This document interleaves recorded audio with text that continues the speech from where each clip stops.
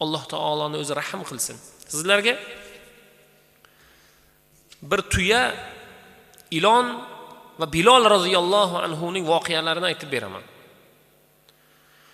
Payg'ambar sollallohu alayhi va sallam Madinaga hijrat qilayotgan edilar. Madinaga hijrat qilayotgan vaqtlarda u kishining sheriklari kim edi? Abu Bakr. Abu Bakr roziyallohu anhu Payg'ambar sollallohu alayhi va sallam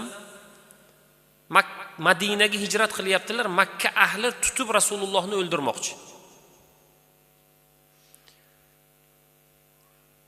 Madina sharqda bo'lsa, atayin ular sharq tomon emas, g'arb tomon yurdilar, teskari tomon yurdilar. Sababiki qidirayotganlar Rasulullohga borib yetishib olishligi mumkin edi. Teskari tomonga Abu Bakr bilan qochayotgan vaqtida bir g'orga kirdilar. G'orga kirganlarida Abu Bakr Rasululloh sallallohu alayhi va sallam ikkovlari shu joyda dedilar, yashirinamiz, orqadan dushman kelyapti endi. Har tomonni qidiryapti.